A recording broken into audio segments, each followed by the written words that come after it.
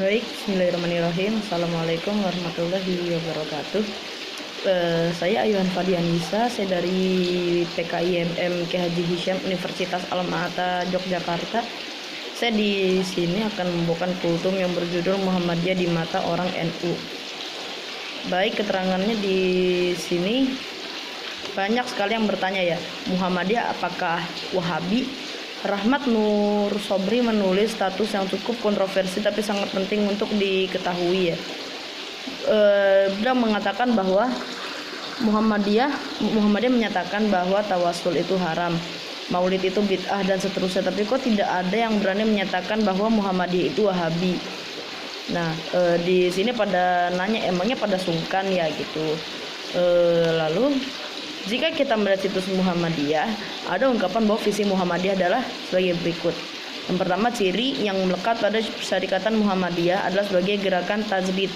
Dan gerakan tajdid itu artinya gerakan reformasi. Muhammadiyah sejak semula menempatkan diri sebagai salah satu organisasi yang berkhidmat menyebarluaskan ajaran agama Islam sebagaimana yang tercantum dalam Al-Quran dan As-Sunnah, sekaligus memperselisihkan berbagai amalan umat yang terang-terangan menyimpang dari ajaran Islam.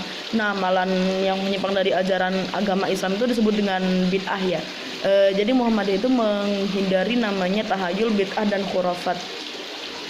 Muhammadiyah sebagai salah satu mata rantai dan gerakan tajdid yang dibawa langsung oleh ulama besar yaitu Ibnu Taimiyah. Dan sudah barang tentu ada kesamaan nafas, yaitu memerangi secara total berbagai penyimpangan ajaran Islam seperti bid'ah, syirik, khurafat, tahayul dan sebagainya. Semua itu merupakan benalu yang dapat merusak akidah dan ibadah seseorang. Ibarat tumbuhan ya, jika tumbuhan ada satu benalu atau satu hama, nah jadi kita sebagai manusia harus bisa menghilangkan benalu tersebut gitu loh. Menghilangkan bertujuan untuk apa? Bertujuan untuk menyuburkan tumbuhan atau tanaman tersebut supaya tidak terjadi kerusakan pada tanaman tersebut. Ya, lanjutannya Muhammadiyah bekerja untuk terlaksananya ajaran Islam yang meliputi bidang-bidang berikut. Yang pertama adalah akidah. Nah, akidah ini supaya di Muhammadiyah tetap berdiri tegak akidah Islam yang benar. Bukan berarti ada yang namanya kemusyrikan, bid'ah, tahayul, khurafat dan sebagainya.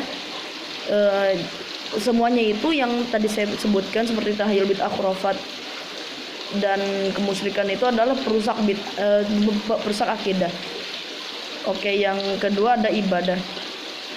Muhammadiyah bekerja untuk tegaknya ibadah yang dituntunkan oleh Rasulullah SAW tanpa tambahan dan perubahan dari manusia.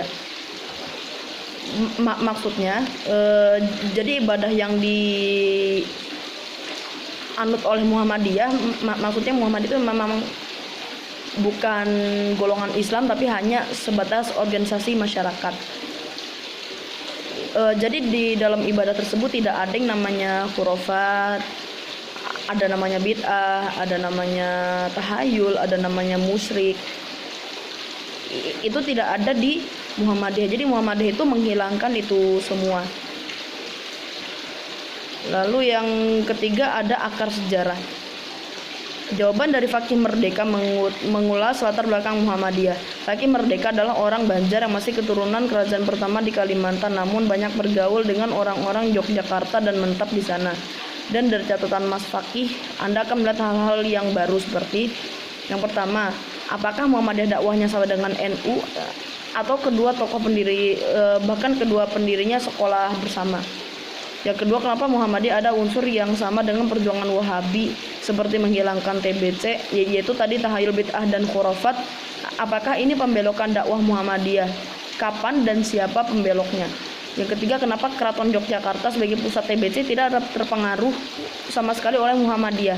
Padahal Keraton Yogyakarta adalah pada kota Yogyakarta sendiri adalah pusat pendirian Muhammadiyah. Baik, ini adalah jawaban dari Mas Fakih tadi ya. Misi terpopuler dari organisasi Muhammadiyah adalah membersihkan akidah umat dari hal-hal yang berbau TBC dan lain sebagainya. Pertanyaannya yang tidak pernah bisa dijawab adalah mengapa Muhammadiyah tidak mampu membersihkan unsur-unsur itu dalam Keraton Ngayogyakarta Hadiningrat. Nah, Keraton Jogja sendiri adalah gudangnya TBC. Nah, jadi ibarat sebuah produk itu pasti kan ada pabrikannya. Jadi maksudnya di Keraton Yogyakarta itu disitulah pabriknya gitu loh. Benarkah Mbah Ahmad Dahlan mendirikan Muhammadiyah bukan dengan misi pemurnian agama Islam? Sebab hingga sekarang masih ada orang Muhammadiyah mengikuti ajaran Mbah Dahlan tapi tetap melaksanakan TBC tadi itu seperti tahlilan, ziarah, tradisi keagamaan yang lain begitu. Jika demikian, pertanyaan selanjutnya adalah kapan terjadi pembelokan misi Muhammadiyah dari ajaran awal Mbah Ahmad Dahlan? Menurut Mas Huda, justru di daerahnya warga Muhammadiyah yang ikut tradisi itu ya NU. Di daerah saya, di kata Mas Huda, di daerah saya Kabupaten Semarang dan Kota Salatiga, budaya Muhammadiyah ada yang seperti itu ya, ziarah kuburan, tahlilan, nyadran dan lain-lain itu mereka itu berakulturasi dengan Nahdlatul Ulama. Atas pertanyaan Mas Fakih ini menjawab, Mas Huda, terima kasih sudah menyebutkan tempat. Jadi kalau ada yang protes tinggal dibawa ke tempat jenengan. Menurut penelusuran itu, mereka adalah orang-orang yang masih memegang ajaran Mbah Yai Ahmad Dahlan.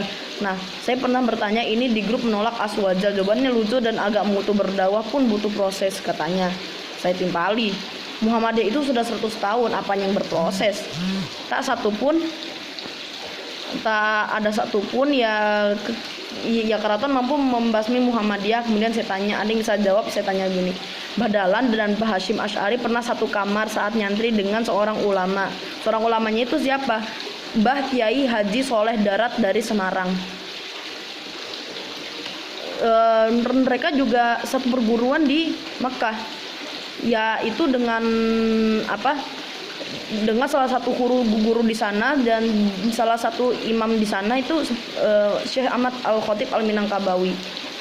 Cukup sekian kultum dari saya, mudah-mudahan bermanfaat bagi teman-teman yang lain, khususnya teman-teman yang saat ini di EMM dan orang tuanya atau keluarganya yang lain masih di NU. Assalamualaikum warahmatullahi wabarakatuh.